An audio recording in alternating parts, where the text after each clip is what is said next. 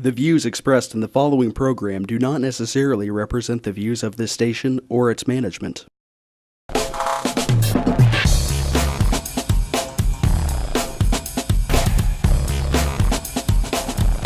Real People, Real Life is brought to you by these fine sponsors.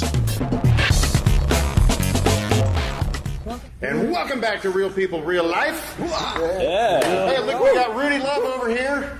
You know it. We got Mark Good over here. Yeah. Of course, we got Don. Still Don. Oh, still Don. You still going for Trump? Still. Or have you flip-flopped on it? No, not yet. Still going for it. And then we got John and JC. John Alexander, JC guest. Yeah. Oof. Great to be here. And it's good to have you back, because you were before. You know, we are going to talk a little bit about the Rudy movie. Yes. But for now, so Bender. That's Bender. It's the B word. The B word is premiering this week. That's right. At Tallgrass. Yeah, we're so excited. This is like, if there's any place for this movie to premiere, this is the place. I mean, this is a tall grass movie through and through. It's like, it was set in the tall grass prairie, early 1870s, the Bender family, little known true story about America's first serial killing family. Yeah. And unfortunately, it was the first, and there have been others since then. Tall grass movie, we sought out virgin tall grass prairie to film it on in summer of 2013 out in virgin tall grass prairie. Butler County. Butler County, yeah. Shout out to Butler County. out there. And this is the native land for this film, so we could not be more excited to be premiering it here. And the great thing is, you guys aren't from Kansas. No. For the last 3 years, kind of. Yeah, but we've spent more time in Kansas this past year than we've spent anywhere else. We know our way around Wichita. Whether we want to admit it or not. No, we love it here, and funnily enough, I mean, we're working on this Rudy Love film right now, but it was Bender that brought us to Kansas here, introduced us to all these wonderful people, and now we're back for more. Which is fantastic. Which is pretty great. And so, like I was saying, I mean, John, you're from L.A., and JC, you're from North Carolina, and somehow they ended up here. So it was like, normally it was if somebody's making a film in Kansas, they're from Kansas, because nobody really comes here to Kansas. Well, all apologies to Lyle Lovett. You're not from Wichita, but Wichita loves you anyway. Thank you. Well, I heard one time that, like, I think it was Rudy or one of Rudy's many members of his entourage who said that Wichita is like Velcro. You get away and it pulls you right back. So it's like a fly it's kind trap. of true. Yeah. But we scouted in all around California to try to make Bender. Before we met any of you people, we were trying to make this film out in California, where it was potentially logistically easier, potentially cheaper, all that stuff. But it just wasn't going to work. It wasn't going to work. I mean, there were power lines, there were mountains, there were people wanting permits and all this, crap out there in California. So we got in our car before we had any, any cast or any financing, or the script wasn't even really done. We just wanted to see if this was possible to get made. We got in the car, drove out 1,500 miles to Kansas. And once we got here, we saw what was in store. We knew we had no choice. It looks good. And it does. I mean, thank you, Rudy. But no. And Kansas, the prairie is in a way kind of the central character of the film. I mean, this is a film about the land. It's very understated, very spare, stark, like the prairie. We've got prairie. You have that. That's an asset. And even sort of one of the themes of the movie is, even in all those wide open spaces, things can disappear. And in the tall grass prairie, you might think you're not seeing anything, but there's things out there. There are ghosts, there are spirits, there are bodies underground. So you just have to dig deep, see what you can find, and Bender can help you do that. And I can't believe how creepy it came out. Oh, it's pretty creepy. Yeah. Oh, God. Yeah, it came out really... I mean, it is eerie. Like, just you sit there and you look at the film, and it's like, you feel like, I gotta watch out going over people's house to eat. The characters in the movie was, like Nicole, she knocked it out of the ballpark. Yeah, we were so lucky. I mean, everybody. It was a real group effort. It was a real family-made film in a way. Jimmy Karen, creepy Jimmy Karen. And Jimmy has been in... Oh, Jimmy, Jimmy's worked with all... Steven Spielberg, he was in Poltergeist, he was in Wall Street, he was in Mulholland Drive, the David Lynch film. Pursuit of Happiness with Will Smith more recently. Got a start in Streetcar Named Desire on Broadway. Yeah, that's right. He played opposite Marlon Brando before, when everybody was riding around in horse and carriage. So he was actually the guy who burned down Walnut Grove too. Oh yes, exactly. Right, the final episode of Little House on the Prairie. Right, also right, the man that right. said, do you like pork? Yeah. I remember saying to James, I go, hey, you really did a number to Walnut Grove. I burned that place down, didn't I, Mark? He had to end the series, and actually, was Linda Pearl on that too? I don't know. Yeah, Linda. In Little House on the Prairie? I think she made an appearance at some point. Really? Yeah, I got to brush up She was on The One Office of the too. spin-off Yes, shows. yeah. Oh, yeah. She was Jim and Pam when they got married. She was Pam's mom, Right. and then ended up dating Steve Carell on there. If you remember, some of the most uncomfortable, hilarious stuff I've ever seen on TV. She has great comedic timing. Linda, she's actually a great singer too. She's traveling around. She was touring in Japan and the UK with sort of like a jazz trio of sorts. Well, and at one point, she was Lucille Ball's daughter-in-law. That's right. Yes. Yeah, she was married to Desi Arnaz. Linda's a lovely lady. Actually, we're in development on another film with Linda that's very early in development. We have a lot of work we need to do on that before it makes it onto this show. But Linda's great to work with. Other great cast. We had appearance by Bruce Davison, who's a wonderful actor. He was the mutant senator in the X-Men. That's right. movies. Yes, exactly. And he's been on Many everything. other roles. He even had in this movie Buck Taylor. From Buck Taylor, Tombstone. Tombstone, and Gunsmoke. And actually, he's been doing some. Buck Taylor, talk about somebody who loves Kansas. It's a similar story as us. I mean, he got his first taste of Kansas making Gunsmoke. Was it Gunsmoke that they? Okay, I guess Maybe not his first, but he was in Gunsmoke. He was in Gunsmoke. Newly. And Buck Taylor as Newly. And he's made, I think, a half a dozen movies or so here. I think he just wrapped a documentary with Ken Spurgeon, the local. I just saw him in Cowtown 3 weeks ago when we were shooting the other Western over there at the same time. Is that right? Buck was over In there. your film, he looks really, he looks like a serious cowboy type guy. I mean, He is. I mean, he ain't joking, man. Yeah, no, he's the real You deal. look at him and you go like, Well, he is. I mean, he is anyway. Exactly. I mean, he's not in film as a cowboy. He's a cowboy. That's right. He's a real cowboy. What's so Well, funny that's is why he looks like a lot of those actors, started as cowboys, ranchers, whatever, and then were sort of picked up by Hollywood and thrown in the movies. Buck Taylor is actually kind of like the same thing, but the total opposite. He grew up in Hollywood, weirdly at the intersection of Hollywood and Western. Okay, just to throw that out there, and then. He basically, his father was a renowned character actor, Dub Taylor, and he was brought out to start being in westerns, in Gunsmoke and things like that. And he fell in love with the western country, ranching lifestyle. Moved out to Texas and now has a ranch. So he went from Hollywood to becoming a cowboy. did you say he was Dub Taylor's son? Mm-hmm. Yeah. I didn't know that. Did you know that? Yeah. Dub Taylor, I used to have the same bank as him in Westwood. Of course you did, Rudy. No, literally. He can't take Rudy anywhere. He knows everybody. and he would hold court out at the bank. Yeah, I didn't know that, though. Yeah, That's that's Dub Taylor's son. Yeah, Buck Taylor's incredible. But Buck Taylor's. I guess he's probably over 75 at this point. But he was like doing push-ups in between takes. Yeah. He was. I don't know. He was just amazing guy. And we cannot neglect to mention, really one of our big stars in the film, John Monastero. Another man of incredible fitness, currently on tour in Japan with Cirque du Soleil. Fantastic actor all around, and Unbelievable performer. He does everything. He sure does. I mean, he's incredible. Yeah. Well, and you should see him on stage in his Cirque show. Have you seen his Cirque du Soleil show? No, I've only seen clips. I know he was like on a bus ad in Tokyo, and he did a commercial. Really? He's doing all these things there, and his now wife, who they met on set of Bender, Nicole Jelen and John Monastero, lovely couple, great friends.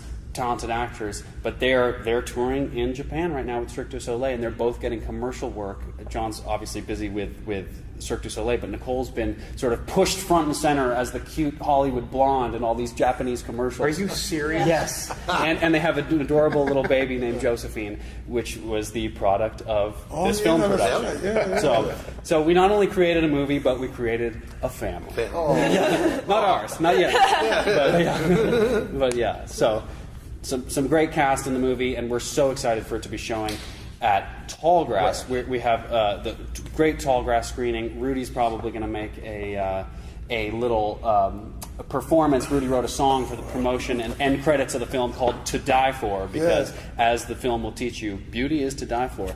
And Rudy will instruct everyone on that with his musical genius before the show, before the film starts. John, people out there, I want you to know that this man. Of course, I slipped him a couple bucks.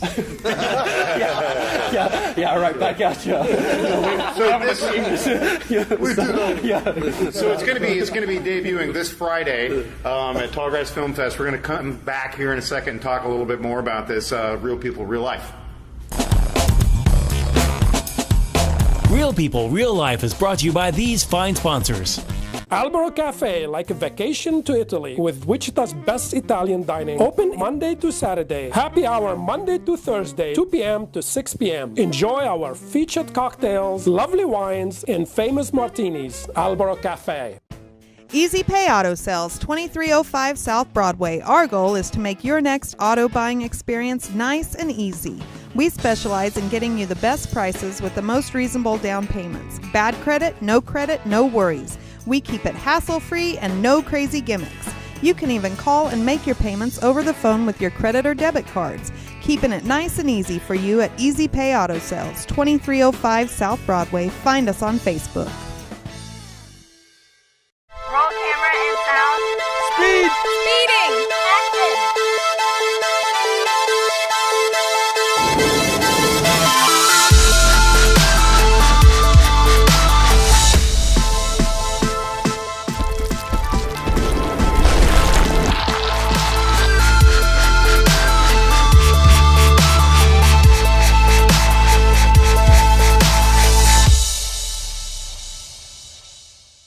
When you look good, you feel amazing. Let 2NVMe help you. Straight, wavy curls, volume, our 100% virgin hair is the best in the world. The perfect professional business look, the perfect fun lady social look, the perfect beautiful night on the town. You can be all of those and more with real hair extensions from 2NVMe. 6160 East 21st Street North, Suite 220. Buy online with free shipping at 2NVMe.com. You deserve to feel fantastic. Tune in every Monday at 7:30 a.m. for Real People, Real Life as we cover current events and local happenings. Real life issues with special guests and spotlight local business and politics. If it's in Kansas, we cover it. Real People, Real Life, Monday at 7:30 a.m. on MyTV Wichita. Kiter Nursery Landscape Outlet, located at 6441 South Broadway, is your year-round growing headquarters. Every spring and fall, our greenhouses are full of the most beautiful flowers, trees, hanging baskets, and more, sure to add beauty for years to come. We are also a gardener's dream come true. From veggies to herbs, we have the best. Decorative planting pots and yard art, the most in one place. Smoking barbecue wood to wood for your indoor and outdoor fireplaces. Kiter Nursery Landscape Outlet, come grow with us. Find us on Facebook, open 7 days a week. Sure, you could buy something like this, but why would you when you can buy something like this? At Credit King Auto Sales, we specialize in getting people with bad credit, no credit into cars, trucks, SUVs, just like these. Ours pass a detailed inspection. If it doesn't pass, it doesn't go on the lot. We have warranties available, easy layaway terms to fit your needs, payment plans that work for you. Nobody does it better than the King. Go creditking.com. I'm Colton from the King's Kids, the King's Corner, and I approve of this message.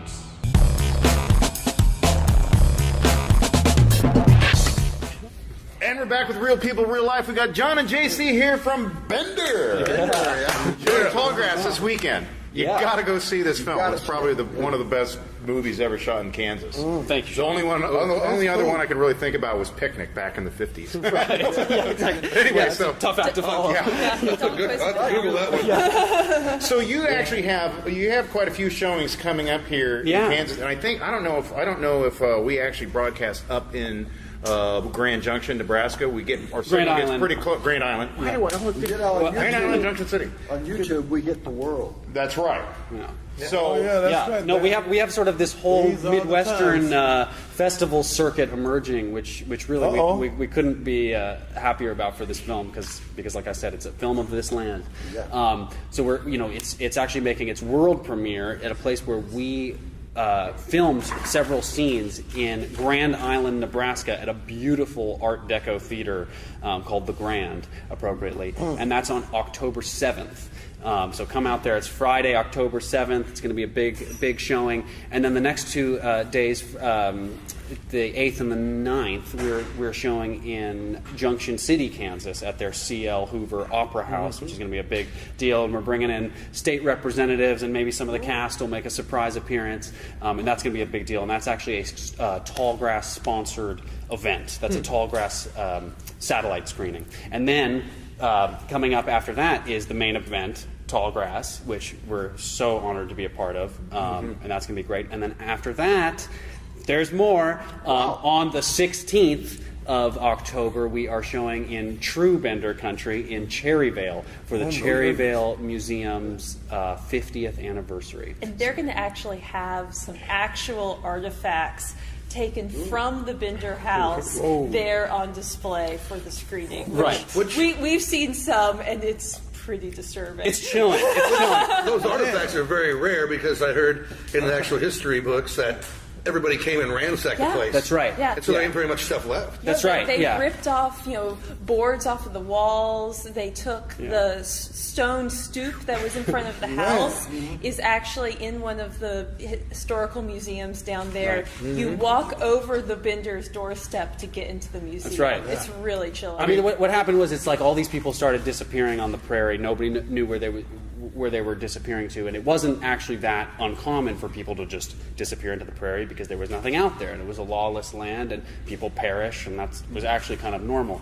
But when there was sort of an unusual number of people disappearing in this certain section of the trail between Cherryvale and Independence, around that area, it started raising flags. And then by the time people caught on to the fact that it was the Benders were long gone, disappeared just like their victims. But after that, they were so fascinated by the story, they picked the whole place apart, took these, all these parts of the house as souvenirs, and the Cherryvale Museum claims to have 2 of the hammers that the Benders used to slaughter their victims. So if you want to see these hammers, we'll, have them there on October 16th in Cherryvale. That's a reason to go. Screening. So yeah. I mean, if you're talking about Cherryvale, honestly, the museum pretty much must consist of stuff from Bender.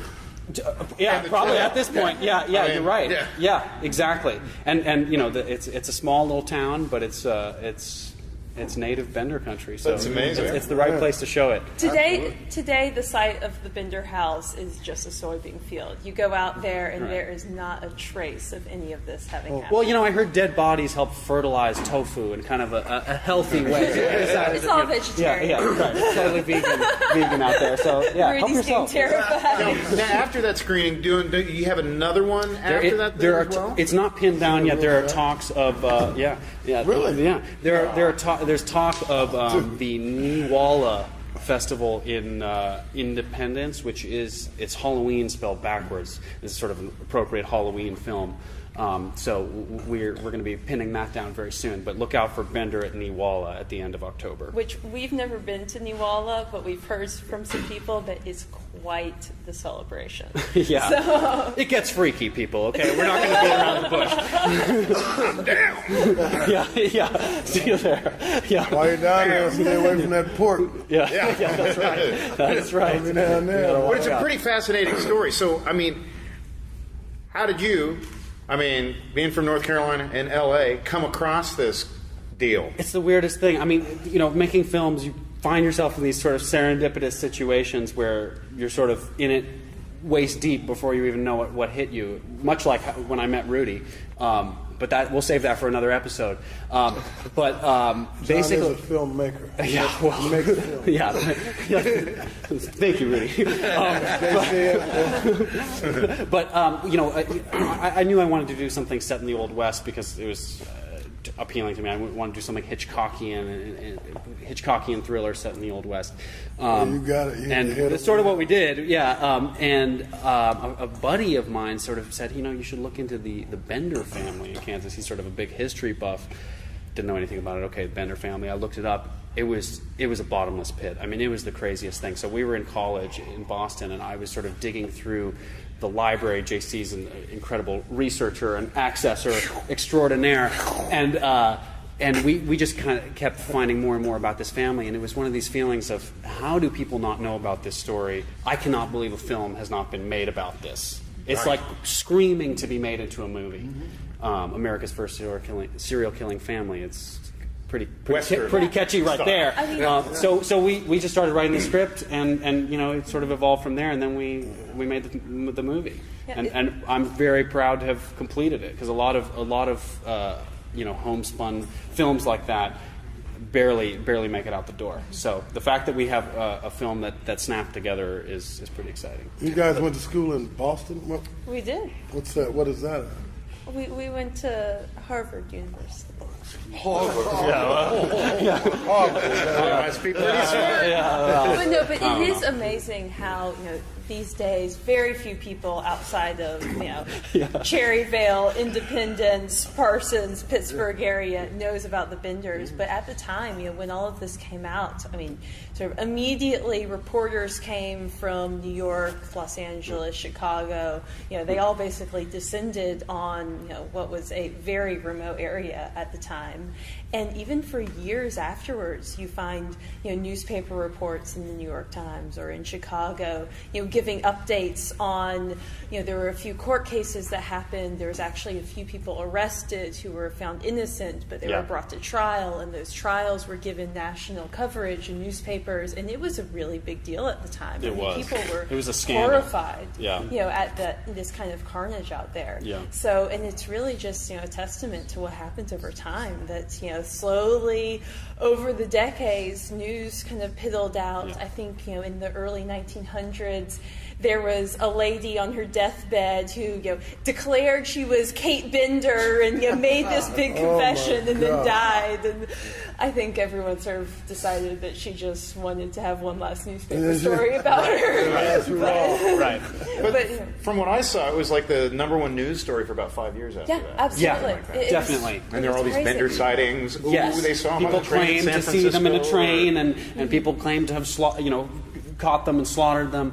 All these rumors, a lot of hearsay. To me, what's so intriguing about the story is the fact that nobody really knows. It's surrounded in mystery, and the film, I hope, does justice to that. I mean, it's elusive. It's hard to put your finger on. It's not like most movies. I mean, it's very unusual. Yeah. The Benders were not like most families, might I add. This is it's a tricky, elusive. Very particular beast. Or they weren't even really family members, were they? That's right. Yeah, we don't know exactly. The mystery extends to we're talking about them like they're a family, but it's very possible that this was just a band of people that claimed to be a family and posed as a family, but in fact they were just a foursome of individuals who teamed up to make a living by killing people. So they killed people. Straight out. Did you any kind of product placement deals in there, like with the hammers? Right. I know. Well, the Sears and Roebuck catalog was in full boom there. We could have gotten a railroad company, I suppose. But no, Coca-Cola and Dr. Pepper were not screaming to be a part of this one. I know me and Rudy had a blast. Yeah. We had a blast filming with you guys. We had a good time working on it. Well, that was so special.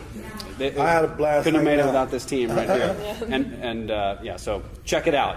October this season, in the Halloween spirit. A lot of screenings around this state and more to come of Bender, and hopefully some very exciting online distribution to be announced in the coming months, which will be great so we can reach a worldwide audience. Yeah, so if you can't see it here at Tallgrass Film Festival or one of the other film showings around here coming up, this weekend at Tallgrass. Yep. Yeah. Check it out in some other locations. Yes, check out the Tallgrass website for screenings. Yeah, and also go to some other Tallgrass films too as well. Ooh, more pork. Boom, more pork. Anyway, when we come back, John and JC are going to stay here and talk about the next film that they're working on, which has to do with this guy over here, Rudy. More on Real People, Real Life coming up right after this. Real People, Real Life is brought to you by these fine sponsors. Albero Cafe, like a vacation to Italy, with Wichita's best Italian dining. Open Monday to Saturday. Happy hour Monday to Thursday, 2 p.m. to 6 p.m. Enjoy our featured cocktails, lovely wines, and famous martinis. Albero Cafe. Easy Pay Auto Sales, 2305 South Broadway. Our goal is to make your next auto buying experience